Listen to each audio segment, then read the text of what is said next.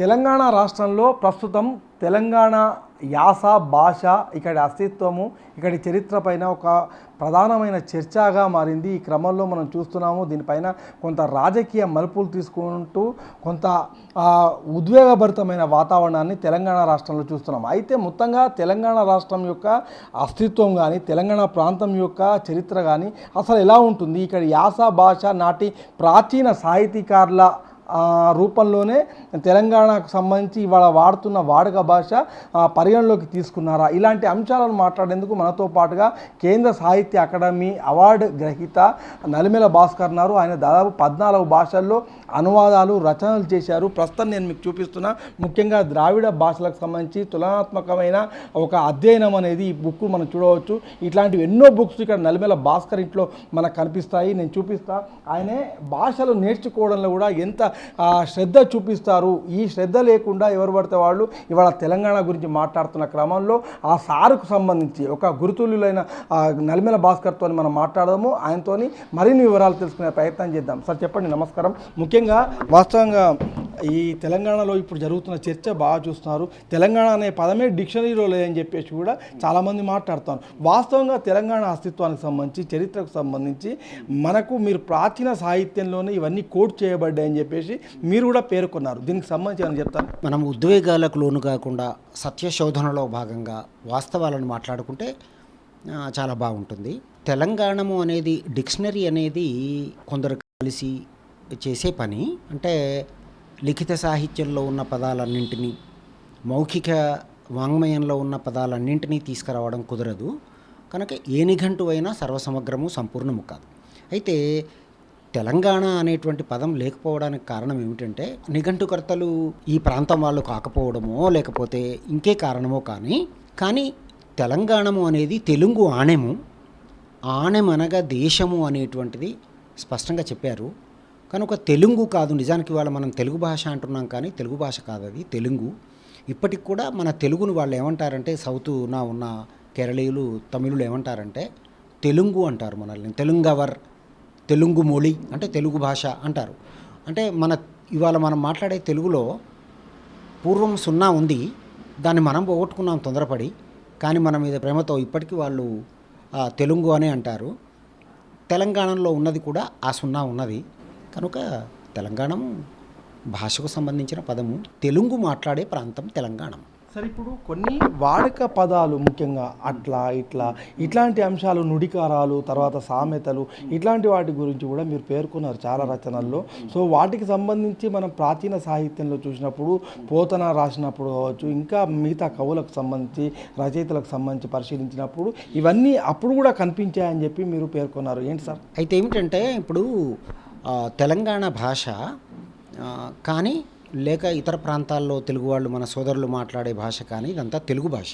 ఎప్పుడైతే మనము ఒక 2.5 జిల్లాల ఎలైట్ పీపుల్ మాట్లాడే భాషను ప్రామాణికంగా తీసుకున్నామో, అంటే శిష్ట వ్యవహారికం అంటున్నాము, పత్రికల్లో ఉన్నది, పాఠ్యపుస్తకాల్లో ప్రవేశపెట్టిన భాష ఉంది కదా, అది కొంత ఇబ్బందికరమైనది. అదేం చేసిందనంటే నిజానికి అన్ని ప్రాంతాల యాసలను భాషలను కలుపుకొని ఒక సర్వసమగ్రమైనటువంటి భాషను తెలుగు భాషనుగా ప్రయాణిస్తే బాగుండేది. అలా కాకుండా ఏం చేసిందనంటే మీరు మాట్లాడేది తప్పు, మేము మాట్లాడేది ఒప్పు అనే తీరుకు వచ్చేసింది అది. కనుక ఏ భాష తప్పు పూర్తిగా తప్పు ఉండదు, ఏ భాష ఒప్పు ఉండదు, మారుతూ ఉంటుంది. కానీ ఆ మాటకు వచ్చి చూస్తే ఏంటంటే తెలంగాణలో మాట్లాడుతున్నటువంటి మాటలన్నీ కూడా పూర్వం నన్నయ్య కాలం నుంచి ప్రాచీన సాహిత్యంలో, కావ్య సాహిత్యంలో ఉన్నటువంటి మాటలు. ఉదాహరణకి ఇక్కడ ఉరుకుతున్నారు అంటారు. ఉరుకుతున్న గోవులంగనిరి అని పోతన అన్నాడు. తర్వాత పోతన అనడం ఏమిటి? ఇప్పుడు మన సోదరులు మాట్లాడే మాటల్లో కూడా వాడు ఉరుకులు పరుగుల మీద ఉన్నాడు అంటారు. మరి అటువంటప్పుడు పరుగుల మీద ఉన్నాడని ఎందుకన్నాడు? ఉరుకులు ఉన్నాయి కదా అట్లా. తర్వాత అట్లాగే పెయ్యి సబ్బు అంటాం మనం. అది నిజానికి ఏంటంటే మెయ్యి సబ్బు. మెయ్యి అంటే శరీరం కనుక పా అవుతుంది, పెయ్యి సబ్బు అన్నాం మనం. మరి ఒకవేళ పెయ్యి తప్పు అయినట్లవుతుంది. ఏది తప్పు కాదు, ఏది ఒప్పు కాదండి.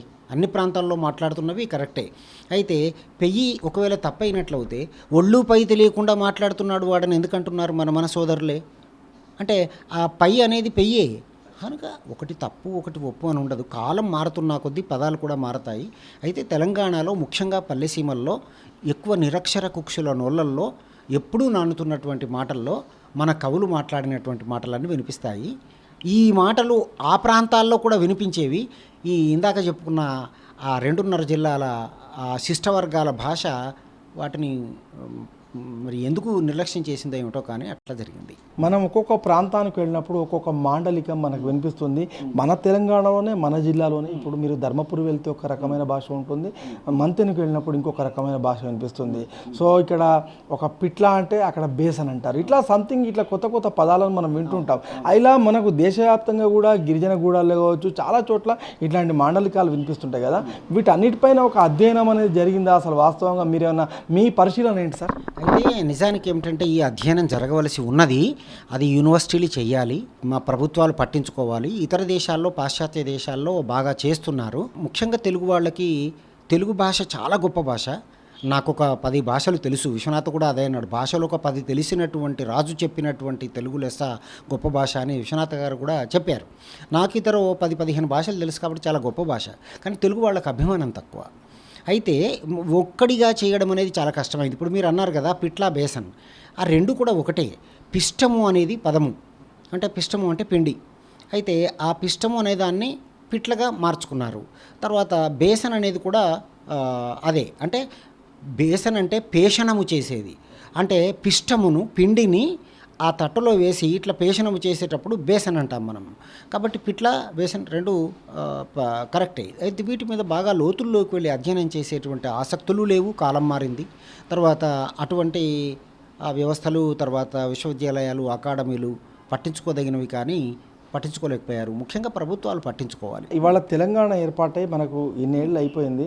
సో తెలంగాణ బాల్య దశ నుంచి కొంచెం యువదశకు, యుక్త వయసుకు వస్తున్నారు.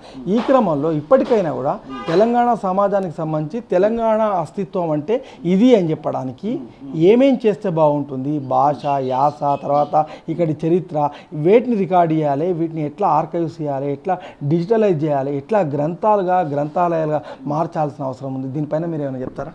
అవును. అయితే ఏమిటంటే మొట్టమొదట మనకు తెలంగాణ నిఘంటువు ఒకటి సర్వసమగ్రమైన నిఘంటువు తయారు కావాలి. కొంతమేరకు తెలంగాణ వచ్చిన తర్వాత తెలంగాణ నిఘంటువు ఇక్కడ ఎస్వి గారు వీసీగా ఉన్నప్పుడు పొట్టి శ్రీరాములు, ఇప్పుడు సురవరం ప్రతాప్ రెడ్డి విశ్వవిద్యాలయంలో జరిగింది. అయితే ఇది ఒకళ్ళు ఇద్దరు జరిగే పని కాదు. చాలా రోజులు చాలా మందితోని క్షేత్రస్థాయికి వెళ్ళి సేకరించి వాటిని జల్లెడబట్టి మనం చేసుకోవాల్సిన అవసరం. ఎందుకంటే ఆ మాటలు మనం మాట్లాడకున్న పర్వాలేదు, కానీ దాన్ని మనం భావితరాలకు ఉంచకపోయినట్లయితే ఒక గొప్ప సంస్కృతిని మనం పోగొట్టుకుంటాం. ఇప్పుడు ఉదాహరణకి నేను ఒక మాట చెప్తాను. వడ్డీ అని ఇతర ప్రాంతాల్లో అంటారు. దాని అర్థం ఏమిటంటే నువ్వు ఒకవేళ డబ్బులకు తెచ్చుకుంటే వృద్ధి అవుతావు, డబ్బులకు ఇస్తే వృద్ధి అవుతావు, అభివృద్ధి అవుతావు అని. మన దగ్గర మిత్తి అంటాం. ఒరే నాయన, నువ్వు తీసుకున్నట్టు అయితే మిత్తి అంటే మృత్యువు, నువ్వు చచ్చిపోతావు, అప్పే ముప్పు అని. అంటే ఇంత సంస్కృతి ఉంటుంది.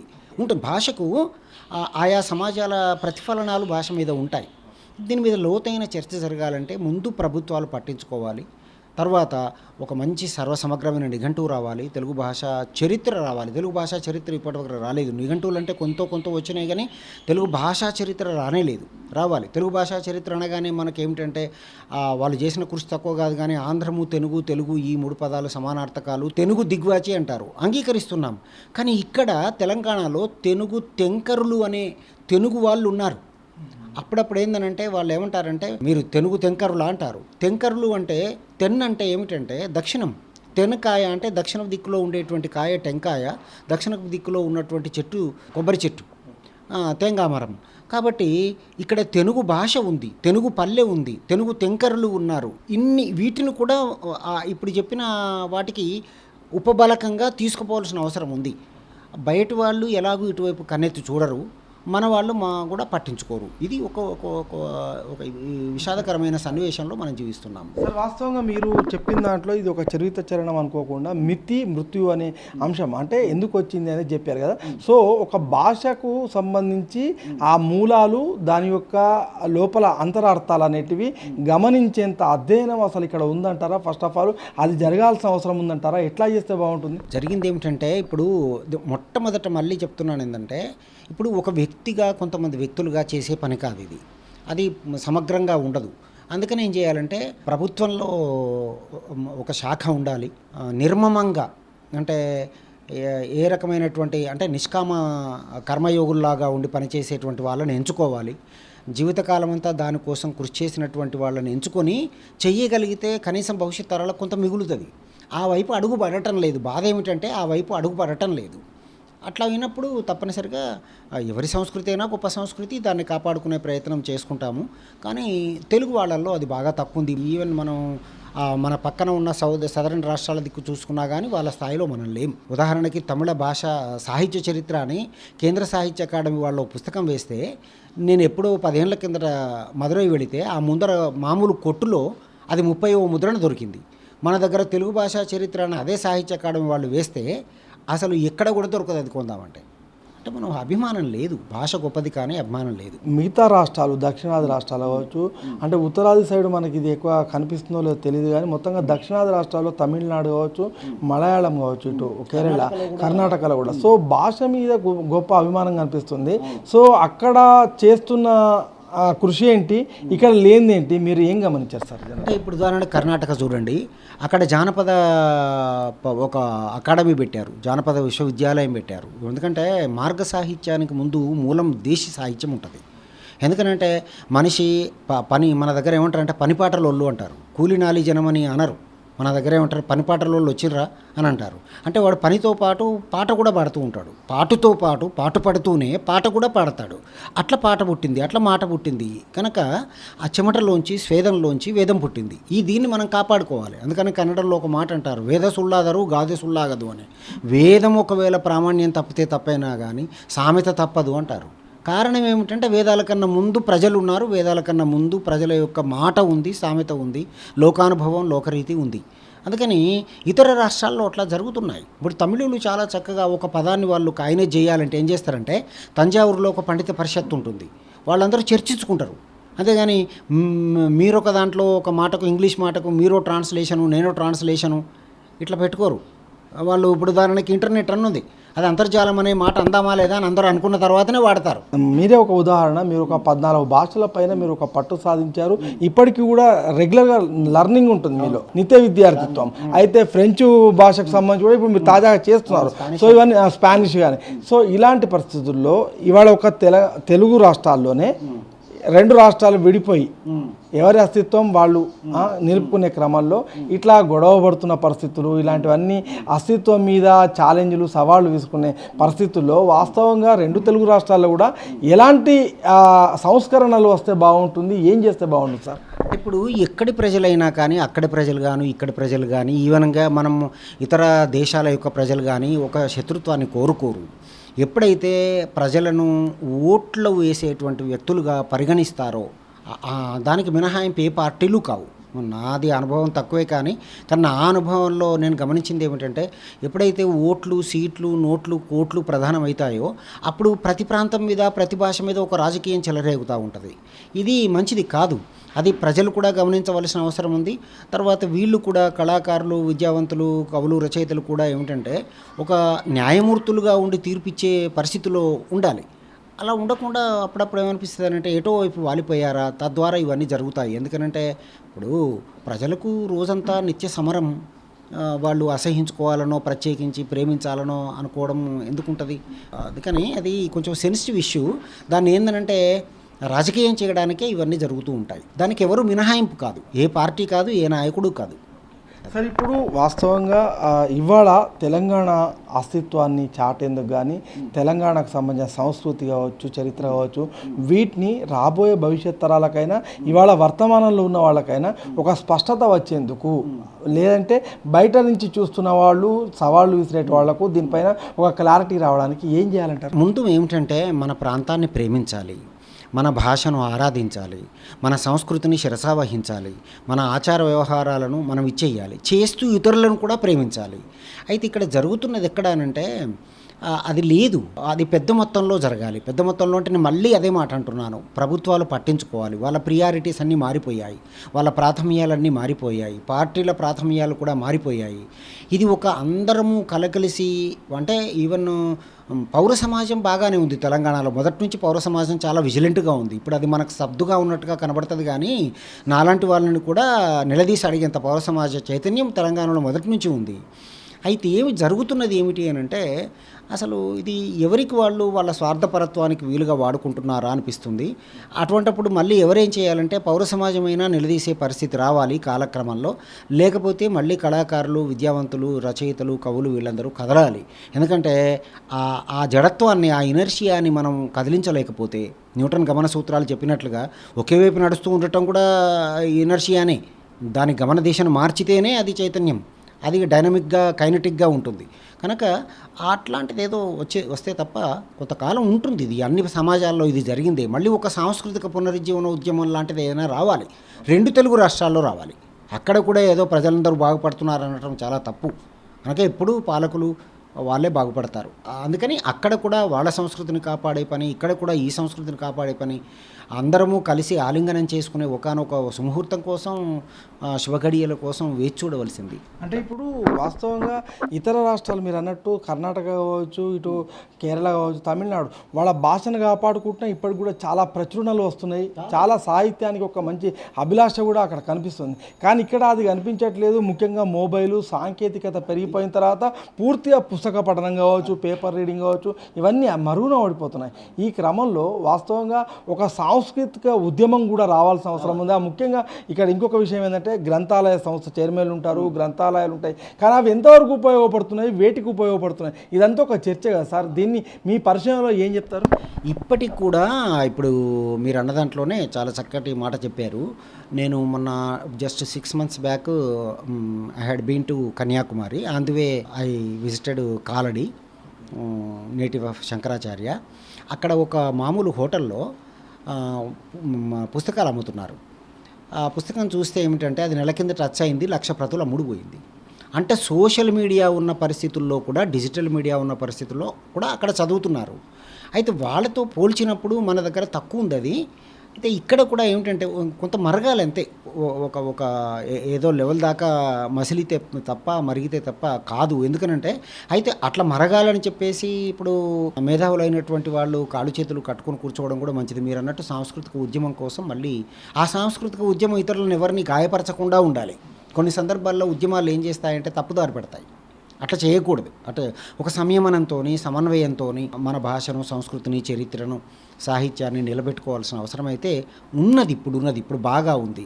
తర్వాత ఆ డిజిటల్ నుంచి కూడా కొంత వైదొలగవలసిన అవసరం ఉంది. నేను దాన్ని చెప్పడానికే ఏంటంటే సెల్లును జనం ఉపయోగించుకునే తీరు పట్ల బాగా కలత చెంది నేనేం చేశానంటే సెల్లుతో చూడండి, నేను 1 సంవత్సరంలో స్పానిష్ నేర్చుకుంటానని చెప్పాను.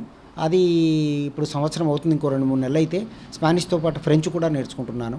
అందుకని దాన్ని మనం ఏంటంటే చెప్పవలసిన అవసరం అయితే ఉంది. పెద్దలుగా మనం ఏంటంటే ఇప్పుడు 30 రోజుల్లో భాష వస్తుందా అని అడిగిన వాళ్ళు ఉన్నారు. 50 ఏళ్ల కిందట 30 ఏళ్లతో భాషలు నేర్చుకొని 4 భాషల సామెతల మీద 40 ఏళ్ల కిందట PhD MPhil చేసి మళ్ళీ ఆ తర్వాత అనువాదాలు చేసి ప్రభుత్వం వచ్చే అత్యున్నత పురస్కారాన్ని కేంద్ర సాహిత్య అకాడమీని పొంది నిరూపించడం జరిగింది.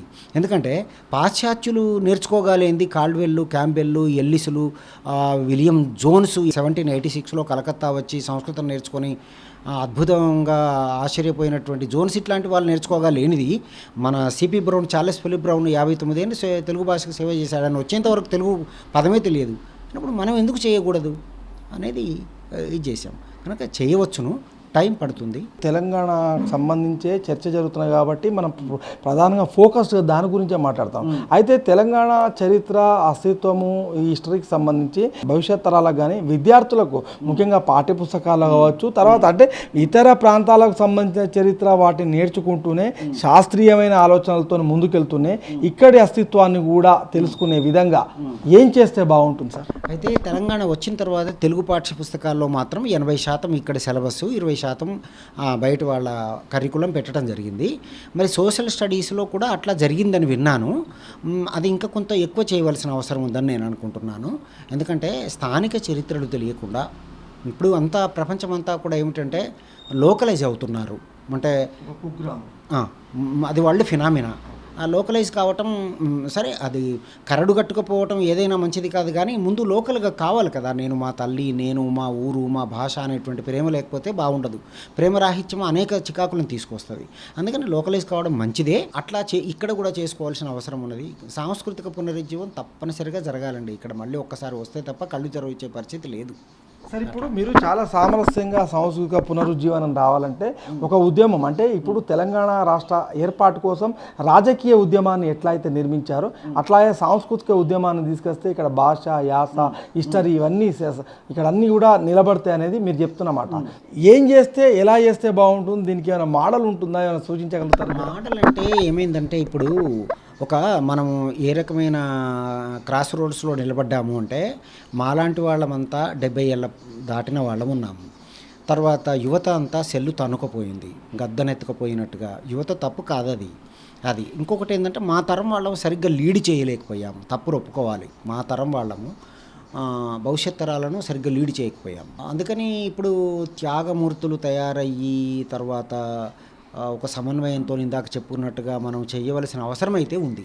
లేకపోతే సంస్కృతి నష్టమైపోయిన జాతి అన్ని విధాలుగా నష్టమైపోతుంది. సంస్కృతిని కాపాడుకోవాలి. ఇప్పుడు ఫ్రెంచ్ వాళ్ళు మేము ఇంగ్లీష్ మాట్లాడమని ఇప్పటికి కూడా వాళ్ళు ఆ భాషలోనే వాళ్ళు దైనందిన భాషా వ్యవహారాలు నడుపుకుంటారు. అట్లా అది అవసరం. అంత కన్ఫైన్మెంట్ అవసరం లేదు, కానీ ఆ ప్రేమ ఉండాలి. ఇప్పుడు ఇజ్రాయెల్ ఒక 40 రాజకీయాలు పక్కన పెడితే హీబ్రూ భాషని అసలు వాళ్ళు 40 సంవత్సరాల్లో ప్రపంచంలో ఉన్న సాహిత్యాన్ని అంతా తర్జుమా చేసుకున్నారు. అట్లా అంతకుముందు ఇక్కడ మన దగ్గరకు వచ్చినప్పుడు ఆ దారవ్ షికోవ్, ఔరంగజేబు బ్రదర్, మన వేదాలన్నింటినీ ఆయన ఉపనిషత్తుల దగ్గర నుంచి ట్రాన్స్లేట్ చేయించాడు అరబీ భాషలోకి. అట్లా ఇవన్నీ బాగా ఈచిపుచ్చుకోవడాలు జరగాలి. ముందు మనం నిలదొక్కుకోవాలి. మన భాషను కాపాడుకొని, మన సంస్కృతిని కాపాడుకొని, మన చరిత్రను కాపాడుకొని అది ఇతర ప్రాంతాలకు కూడా తీసుకుపోయే ప్రయత్నం చేసినప్పుడు కలివిడిగా మానవ సమాజం అంతా ఒకటవుతుంది. ఎందుకనంటే అది ఎవరు చెప్పినా వసుధైక కుటుంబం అనేది చాలా అవసరమైనటువంటి పాయింట్ అది. సరే, ఇప్పుడు ఈ మాట మీరు చివరి మాట చెప్పారు కదా, ఇవాళ సోషల్ మీడియాలో అంటే నేను మీ వాదనతోనే ఏదైనా విభజిస్తే విభజించవచ్చు, కానీ వ్యతిరేకిస్తూ ఇట్లా పోట్లాడుకునే సంస్కృతి ఒకటి వచ్చింది కదా. ఈ సందర్భాల్లో రచయితలు కానీ లేకుంటే వచన కవిత్వం కావచ్చు, పద్య కవిత్వంలో కావచ్చు, ఏదైనా కూడా మనకు సంబంధించిన అంశాన్ని వాళ్ళకు స్పష్టత ఇచ్చే క్రమంలో ఎదుటివాడిని తులనాడకుండా లేకుంటే వాళ్ళ లోపాలను వాళ్లకు సునిశ్చితంగా చెప్పే విధంగా ఏ విధంగా చేస్తే బాగుంటుంది ఈ రచయితలు, కవులు? అసలు యువత తప్పు లేదండి. ఇప్పుడు మనం ఏంటంటే ఏదో గ్యాప్ ఉందని చెప్పేసి అట్లా చెప్తున్నాం, కానీ నేను అన్నా కదా, అవి మేము సరిగ్గా లీడ్ చేయలేకపోయినాం. అది ఒప్పుకోవాలి. ఇప్పుడు ఏ దేశంలోనైనా యువత లేకపోతే ఏ దేశంలోనైనా కానీ జనత ఇట్లాగే ఉంటామని అనుకోరు. వాళ్ళని లీడ్ చేసే తరాలు పెద్ద తరాలు, ఆ పెద్ద తరాలు సరిగ్గా లీడ్ చేయకపోయినాయి, చేయలేదు. అది చేయగలిగితే ఇప్పటికి కూడా వీళ్ళు మనల్ని దాటిపోగలిగినంత ముందుకు వెళ్ళగలిగిన శక్తి సామర్థ్యాలు వాళ్ళల్లో ఉన్నాయి.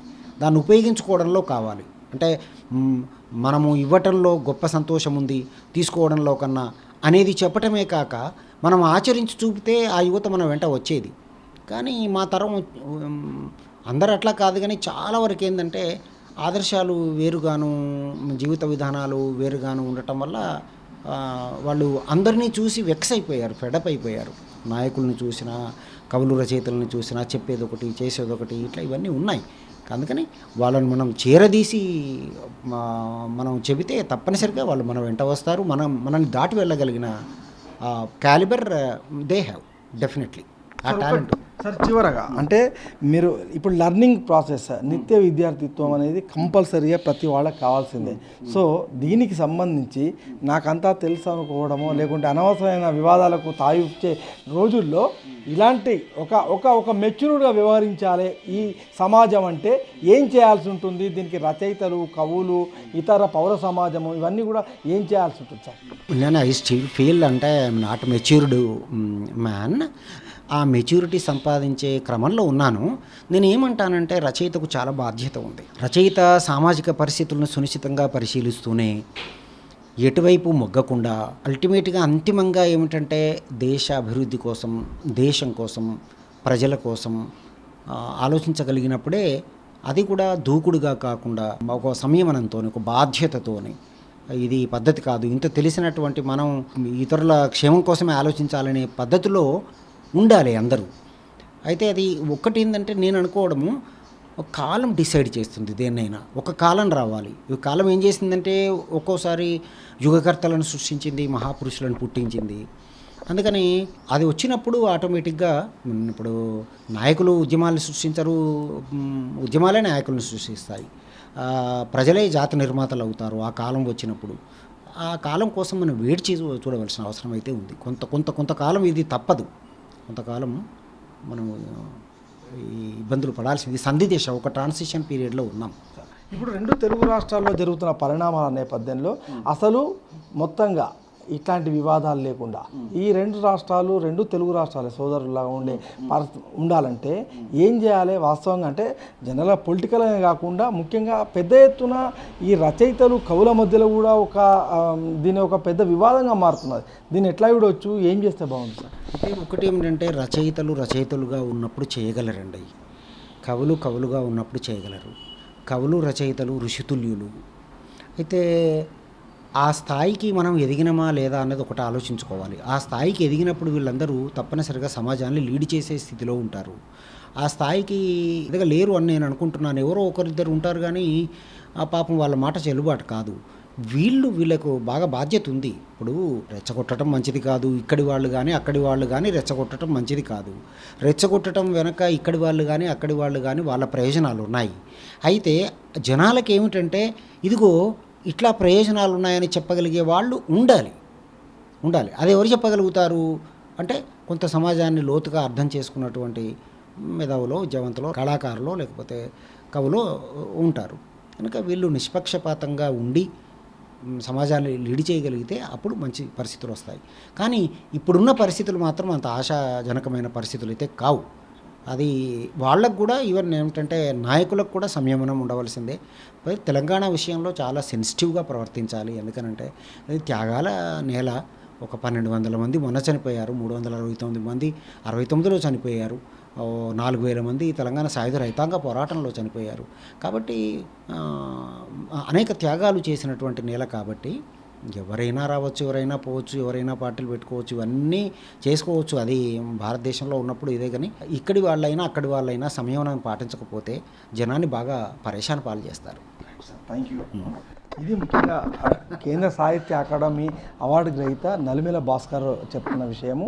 ముఖ్యంగా తెలంగాణ అనేది పోరాటాల పురిటిగడ్డ. ఇక్కడ ఎంతోమంది అమరులైనారు. ఈ క్రమంలో కొంత సంయమనం పాటించి నేతలు కావచ్చు, ఇతరులు కవులు రచయితలు కూడా మాట్లాడాల్సి ఉంటుందని చెప్తున్నారు. మరొక వైపు తెలంగాణ సమాజం యొక్క అస్తిత్వాన్ని భవిష్యత్ తరాలకు, ప్రస్తుత వర్తమానానికి కూడా స్పష్టంగా తెలియజేయడానికి ఇక్కడ మరింత కృషి జరగాల్సిన అవసరం ఉంది. ఇందుకోసం తెలంగాణ సమాజంలోని కవులు, మేధావులతో పాటుగా ప్రభుత్వం కూడా ఖచ్చితంగా దీనిపైన దృష్టి సారించాల్సిన అవసరం ఉందని చెప్పేసి ఆయన చెప్తున్నారు.